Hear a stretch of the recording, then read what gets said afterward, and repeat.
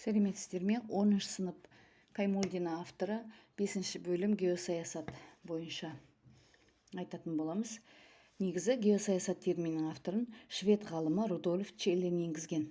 Ол мемлекеттік кеңістіктегі географиялық ағза деп, ал геосаясатты мемлекет туралы ілім ретінде анықтаған. Ресейлік географтардың анықтауынша геосаясат әлемді билеудің ғылымы деп анықталған. Ал ежелгі грек оқымыстысы Аристотель осы геосаясатта біршама құнды пікірлер айтқан. Ол аралдардың геосаяси рөліне айрықша мән беріп, Крит аралы арқылы Грекияға ықпал ету туралы өз ойын айтқан екен. Геосаясат мемлекеттердің сыртқы саясаты мен олардың бір-бірімен қарым-қатынастарын саяси, экономикалық және әскери стратегиялық өзара байланыстар тұрғысынан зерттейді. Геосаясаттың негізгі категориялары. Бұнда ең маңыздысы бірінші тұрған ол әлемдік тәртіп ұғымы. Бұл белгілі бір уақыт кезеңінде әлемдегі геосаяси күштердің ара салмағын бейнелейтін геосаяси құрылым. Мысал келтіретін болсақ, 1991 жылы Кеңес одағының ыдырауы әлемдік тәртіпті түбегейлі өзгертті. Екі полюсті әлем көп полюсті сипат алды дейді. Енді геокеңістік, географиялық кеңістік өзара байланысқан және даму үстіндегі географиялық нысандар орналасқан аумақ. Әлемдік тәртіп белгілі бір уақыт кезеңінде геосаяси күштердің ара салмағы түріндегі әлемнің геосаяси құрылымы. Геосаяси аймақтар экономикалық, саяси және мәдени тұрғыдан салыстырмалы түрде бір текті болатын ірі геосаяси бірліктер. Геосаяси кодтар мемлекеттің сыртқы саясатын қалыптастырған кезде үкіметтің басқа мемлекеттер туралы жасайтын стратегиялық болжамдарының жиынтығы. Экспансия басым топтардың, мемлекеттердің және тағы басқа күш көрсету, экономикалық немесе мәдени ақпараттық ықпал ету аймақтарының кеңеюі. Экспансия түсінігін Ресей геосаясатшысы К.Э. Сорокин бұл ұғымды, яғни геокеңістікке бақылау жасау ұғымын экспансия деп айтқан. Яғни экспансияны әскери агрессия ретінде ғана емес, ақпараттық, мәдени, діни, саяси, экономикалық түрде болады деп есептеген. Қазіргі әлем кикілжіңдермен ынтымақтасудың күрделі жүйесі. Осының барлығының түп негізінде геокеңістікке бақылау жасау мақсаты жүріп жатыр. Экспансия. Енді саяси географияның негізін қалаған ғалым Фридрих Рацель экспансияның 7 заңын ойлап тапқан екен. Бірінші заңы: мемлекеттің көлемі оның мәдениетінің дамуына қарай ұлғая береді. Екінші заңы: мемлекеттің геокеңістік жағынан ұлғаюы оның дамуының басты көріністерінен де байқалады. Идеология, өндіріс, сауда қатынастары дамып, мемлекеттің тартушы сәулесі артады. Үшінші, шағын деңгейдегі саяси бірліктерді жұту және өзіне тарту арқылы мемлекет ұлғаяды. Шекара мемлекеттің шетіндегі бір орган, оның ажырамас бір бөлігі. Бесінші, кеңістіктік экспансияны жүзеге асыру арқылы мемлекет өзінің дамуы үшін аса маңызды аумақтарды, жағалау бөліктері, өзен алаптары, аңғарлар және жалпы бай аумақтар қамтып алуға тырысады. Алтыншы, экспансияға түрткі болатын бастапқы импульс сырттан келеді. Өйткені мемлекет өркениетінің дамуы өзінен төменірек сатыда тұрған мемлекеттің немесе аумақтың есебінен кеңейгісі келеді. Неғұрлым әлсіз ұлттардың жетіншісі араласуы немесе тұтасуы тәрізді тенденция қозғалыстағы аумақтардың одан әрі ұлғая беруіне түрткі болады. Геосаясаттың негізгі объектісі ғаламшар кеңістігі. Мұнда барлық геосаяси күштер орналасып, геосаяси үдерістер мен құбылыстар жүзеге асады. Геосаясаттың басты әрекет етуші тұлғалары саяси белсенділікке ие субъектілер.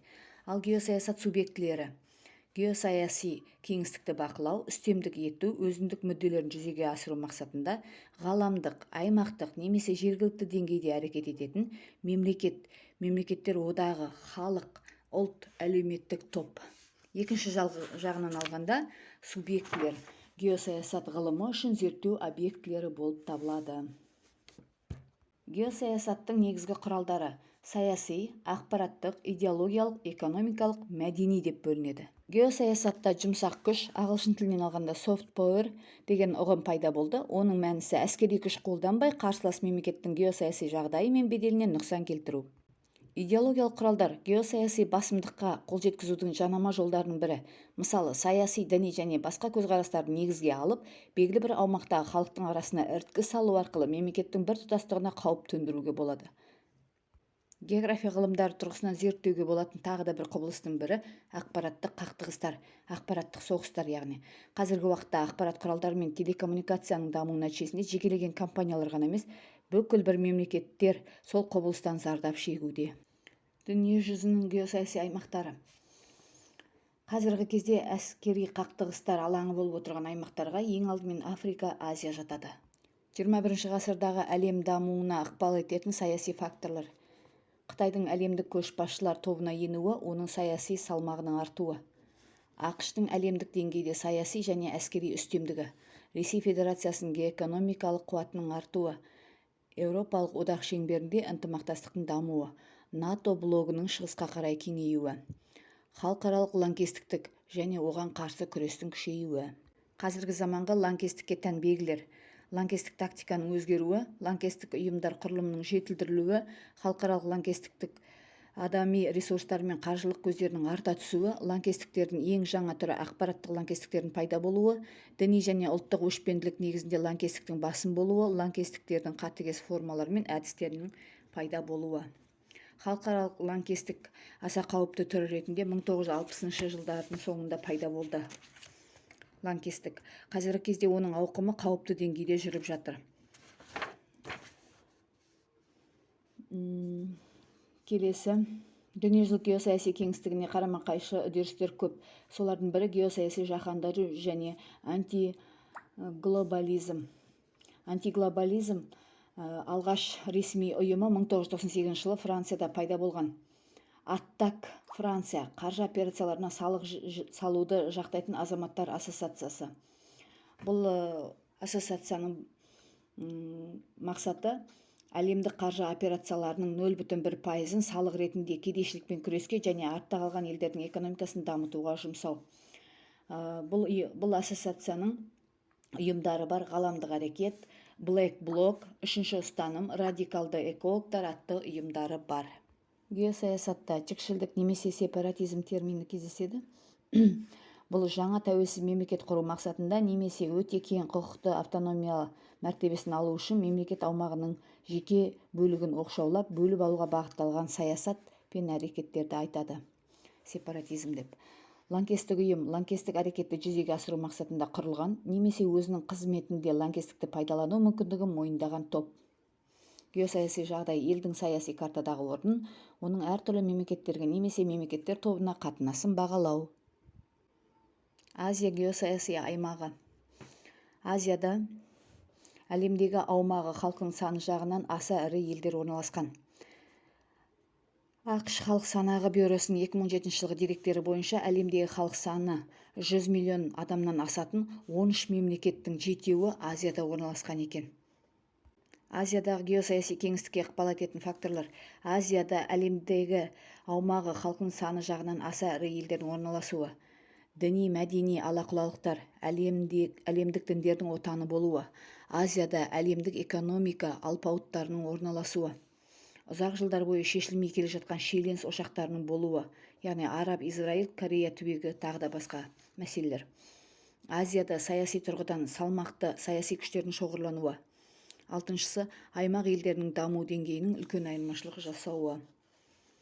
Қазіргі кезде әлемде ресми түрде ядролық қаруға ие 8 мемлекет осы Азияда орналасқан. Оның 4-еуі Қытай, Үндістан, Пәкістан, Корея Халық Демократиялық Республикасы осы Азияда орналасқан.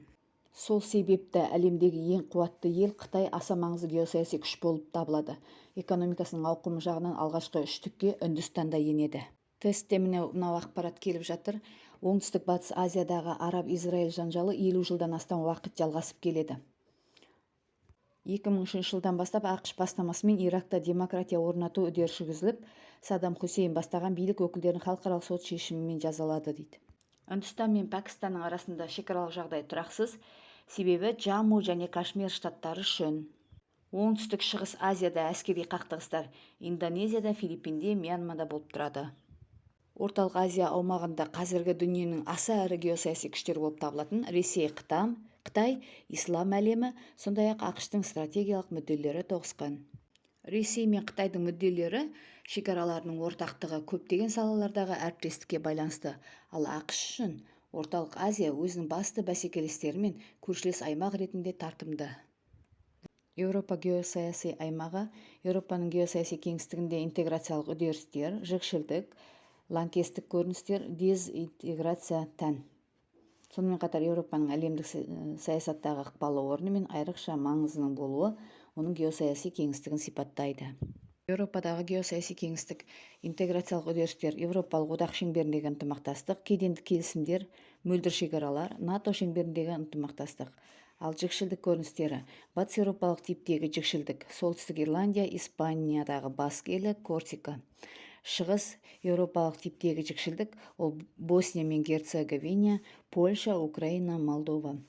Ал лаңкестік көріністері батыс Еуропа елдеріндегі халықаралық лаңкестік әрекеттер, батыс Еуропа елдеріндегі ішкі қайшылықтардан туындайтын лаңкестік әрекеттер. Еуропалық мемлекеттегі дезинтеграция елдердің Еуропалық одақтан шығу бастамалары, Еуропалық елдердің арасындағы саяси экономикалық қайшылықтардың артуы жатады. Еуропаның әлемдік саясаттағы орны мен маңызы, Еуропалық елдердегі саяси басқару тәжірибесі, Еуропа елдерінде халықаралық ұйымдардың штаб пәтерлерінің орналасуы. Интеграциялық үдерістер Еуропаны салыстырмалы түрде ашық аймаққа айналдырды. Мысалы, Шенген зонасында кез келген елге келген шетелдік азаматтардың аймақта еркін жүру мүмкіндігінің болуы кей жағдайда лаңкестік оқиғалардың жиілеуіне алып келеді екен. Еуропадағы жікшілдік көріністер, мысалы айтатын болсақ, батыс еуропалық және шығыс еуропалық деп екіге бөлінеді екен жікшілдік көріністері. Мысалы, Испаниядағы баск елінің ETA ұйымы 2011 жылдан бері бейбіт әрекетке көшетінін жариялаған. Дегенмен солтүстік Ирландияда Ирланд республикалық армиясы деп аталатын ИРА, Франциядағы Корсика ұлт азаттық майданы атты радикалды ұйымдары әлі де әрекет етуде. Европол деректері бойынша лаңкестік көріністердің саны 2006 жылдан 2016 жылдар аралығында Европада 3232 лаңкестік оқиға тіркелген. Оның басым бөлігі 2342-сі жікшілдік көрініс негізінде саналған. Америка геосаяси аймағы. Америкадағы геосаяси кеңістік ақш-тың әлемдік саясаттағы ерекше рөлі мен Канада мен ақш-тың саяси экономикалық әріптестігі мен Латын Америкасы мемлекеттерінің ала-құлалығымен сипатталады. ақш-тың ғаламдық геосаясатқа ықпалын бірнеше кезеңдерге бөлуге болады. ақш-тың 20 ғасырдағы екінші дүниежүзілік соғысқа араласып алып державалармен бірге әлемді бөлісу кезеңі. Екінші, ақш пен Кеңес одағы және олардың одақтастары арасындағы қырғиқабақ кезеңі. Үшінші, 1991 жылдан қазіргі кезге дейін ғаламдық ірі геосаяси күш ретінде әлемдік тәртіпке ықпал ету кезеңі. ақш пен Канаданың арасындағы саяси әскери ынтымақтастық НАТО аясында жүзеге асты. ақш, Канада және Мексика арасындағы экономикалық қарым-қатынастар 1994 жылы құрылған нафта ұйымы шеңберінде дамуда. Нафта ұйымы солтүстік америкалық еркін сауда аймағы. Латын Америкасындағы жоғары дамыған елдердің иеліктерінің сақталып қалуы дамыған елдердің әскери стратегиялық жағдайын нығайтады. Мысалы, Француз одағына енетін Гвианада ғарыш айлағы орналасқан. Аймақ елдерінің барлығы дерлік Парагвай мен Боливиядан басқасы дүниежүзілік мұхитқа тікелей шыға алады. Бұл елдердің халықаралық қарым-қатынасын жақсартуға қолайлы алғы шарт. Сонымен бірге Латын Америкасында аралдық мемлекеттерде салық жеңілдігіне байланысты халықаралық аса ірі қаржы мекемелері мен офшорлық зоналарда орналасқан. Мысалы, Кайман аралында Ұлыбританияның иелігі 100 000 компания тіркеліп, 500-ге жуық банк орналасқан. Әлемдегі аса ірі 50 банктың 40-қа жуығы осы аралдарда бөлімшесі бар. Латын Америкасындағы ұйым ең беделді ұйым Меркосур деп аталады. Бұл ұйымға мүше елдерде аймақ халқының жартысынан астамы тұрады. Іс жүзінде мұндай ұйымның құрылуы Латын Америкасы елдерінің геосаяси жағдайын нығайта түсті. Дағы географиялық факторлар. Басты екі термин талласкратия және телурократия деген бар. Талласкратия дегеніміз грекше талласа теңіз, кратос билік, мемлекеттің теңіз арқылы басымдылыққа ие болуы, ал телурократия дегеніміз мемлекеттің құрлық арқылы басымдыққа ие болуы. Геосаясатта экономикалық фактордың маңызын британдық географ Питер Тейлор зерттеген. Мемлекеттің геосаяси басымдылығының негізі экономикалық басымдылық, идеологиялық басымдылық, саяси басымдылық. Осылардың ішінде ең алдымен экономикалық басымдылықпен анықталады екен. Геосаясатқа әлеуметтік факторлардың да ықпалы болады. Олардың әсерлері: қоғамдағы құбылыстар мен үдерістер, адамдар арасындағы қарым-қатынастар, қоғамдағы әлеуметтік даму, халықтың ұлттық діни құрамының ерекшеліктері, қоғамдағы әртүрлі әлеуметтік топтардың ықпалы, мемлекет басшыларының қоғамдық ұйымдарының беделі және саяси жағдайға ықпалы айтуға болады. Біздің елімізде 1995 жылы 1 наурызда Қазақстан Халқы Ассамблеясы құрылды. КХА 50 шақты негізгі ошағы бар. Олардың 20-ға жуығы қарулы қақтығыстар болып тұрады. Жікшілдік ошақтарын жалпы 12,7 миллион шаршы шақырым аумақты алып жатыр. Мұнда 220 миллион халық тұрады. Әлеуметтік фактор ықпалынан жікшілдік немесе сепаратизм пайда болуы. Яғни бұл жер шарында католиктер мен протестанттардың арасында Квебек, солтүстік Ирландияда, ислам мен православие, яғни Косово, солтүстік Кипр жерінде, ислам мен индуизм, Кашмир арасындағы жікшілдік түрінде көрініс осыған жатады әлеуметтік факторларға. Геосаясаттың дамуына демографиялық факторлар да әсер етеді. Айта кететін болсақ, халық саны көп елдерде адам ресурстарының жеткілікті болуы, халық саны көп елдерде қарулы күштерді жинақтау мүмкіндігінің жоғары болуы, халық саны көп елдердің халықаралық ұйымдарда өкілдерінің көбірек болуы, халықтың білімі мен кәсіби деңгейінің жоғарылығы геосаяси басымдылық, халық тығыздығының елдегі геосаяси жағдайға ықпал етуі. Араб елдерінде, әсіресе солтүстік Африкада халық санының қарқынды өсуі көршілес орналасқан Батыс Европаға қоныс аударушылар санын ұлғайтуда. Бұл өз кезегінде аталған елдердің жергілікті тұрғындарының қарсылық тудырады және ішкі қауіпсіздікке нұқсан келтіреді. Мысалы, Францияда осыған байланысты қирату әрекеттері болғандықтан 2005 жылы таңдамалы иммиграция туралы заң қабылдап, елге қоныс аударатындар үшін талаптарды күшейткен. Енді геосаясатқа саяси, әскери және технологиялық факторлардың маңызы деген тақырып. Бұнда кибершабуыл терминін беріпті. Кибершабуыл ақпараттық қауіпсіздік жүйесіне қастандық. Мемлекеттің басты саяси ресурстарын бағалау, елдің халықаралық ұйымдардағы рөлі мен белсенді қызметі, мемлекеттің даму тарихында жинақталған беделі, елдің геостратегиясын жасайтын кәсіби деңгейі жоғары саясаткерлердің болуы. Күрделі саяси жағдайда мемлекет мүддесіне сай шешім қабылдау, әлемдегі геоэкономикалық және геосаяси жағдайдың өзгерістеріне сай әрекет етуі, елдің геосаяси жағдайын жақсарту үшін шешімдер қабылдауы. Қазақстан Республикасы сыртқы саясатының 2014-2020 жылдарға арналған тұжырымдамасында елдің сыртқы саясатының мақсаттары, басымдылықтары мен міндеттері айқындалған. Қазіргі кезде мемлекеттің әскери қуаттылығы теңіз, әуе, ядролық, ғарыштық және ақпараттық әлеуетімен анықталады. Саяси және әскери факторлар өзара байланысты.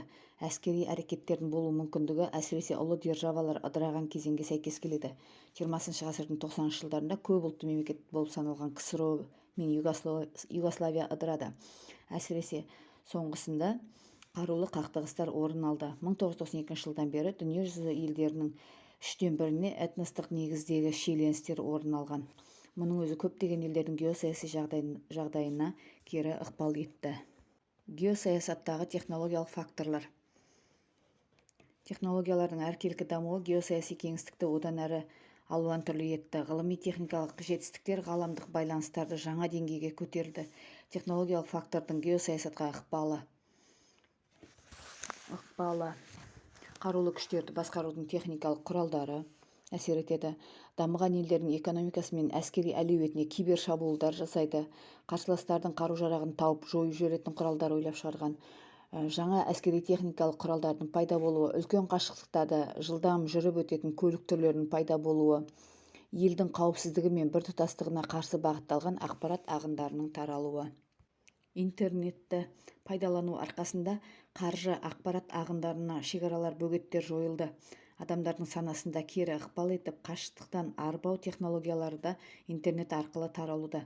Сонымен қатар түрлі саяси, діни ағымдардың да таралуына кедергі азайды. Сол себепті 21 ғасырда дамыған мемлекеттер өз аумағын кибер шабуылдан қорғайтын құралдарға жүгінуге мәжбүр. Мемлекеттік аумақтың морфологиялық ерекшеліктері. Мемлекет аумағы аса маңызды геосаяси ресурс. Ол бірқатар белгілермен сипатталады. Жерінің ауданы, географиялық орынның ерекшелігі, мемлекеттік шекаралардың түрлері мен пішіні, табиғи ландшафттардың типтері, игерілу деңгейі. Мемлекет жерінің ауданы бойынша топтастырған И.И. Пирожник. Осы кісінің айтуынша мемлекеттің типтерін 6-ға бөлген. Алып мемлекеттер.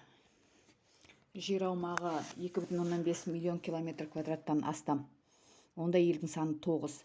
Одан кейін ірі мемлекеттер 350 мыңнан 2,5 миллион шаршы шақырымға аумағын құрайды.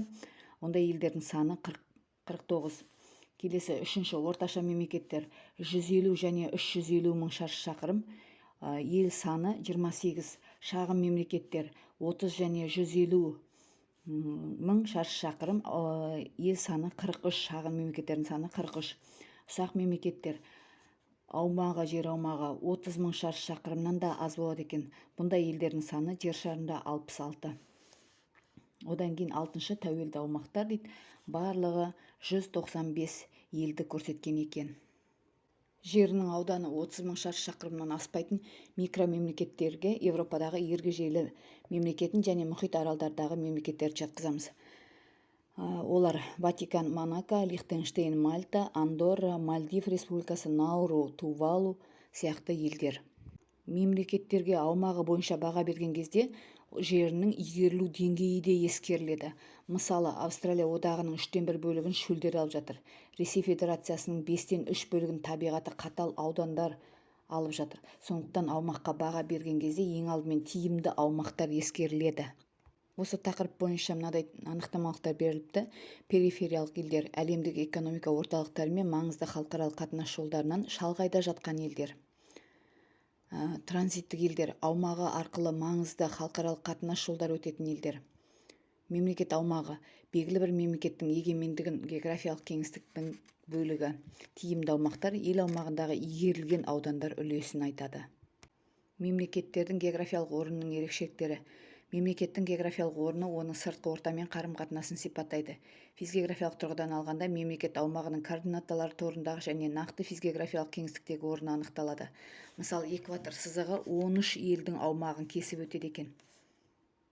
Елдерді экономикалық географиялық орны бойынша жіктеу.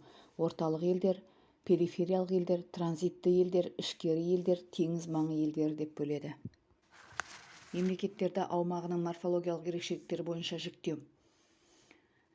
Созылыңқы пішіліндегі мемлекеттер, оған Чили, Норвегия, Швеция, Вьетнам, Италия, Панама, Того, Гамбия сияқты елдер жатады.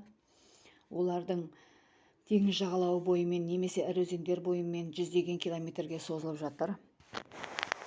Мысалы, біртұтас аумақты алып жатқан мемлекеттер Франция, Испания, Польша, Венгрия. Олардың аумағы квадрат немесе дөңгелек пішінді болып келеді.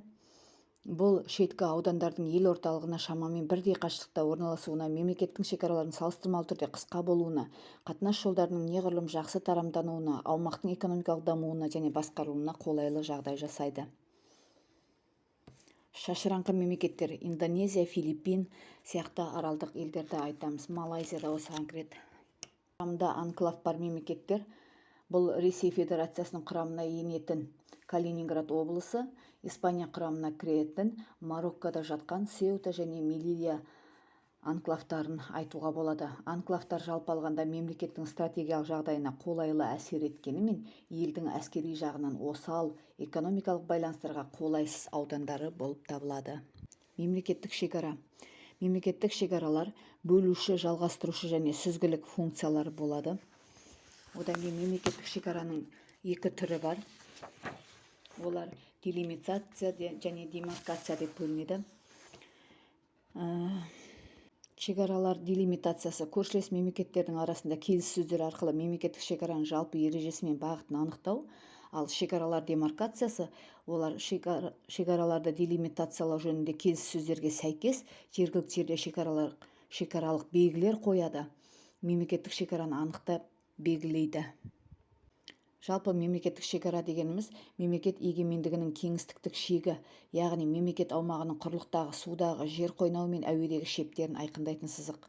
Географиялық лимнология шекараларды зерттейтін ғылым саласы. Цессия деген термин бар екен. Цессия мемлекеттердің өзара келісімі негізінде белгілі бір аумаққа иелік ету құқығы бар мемлекеттен екінші бір мемлекетке берілуі.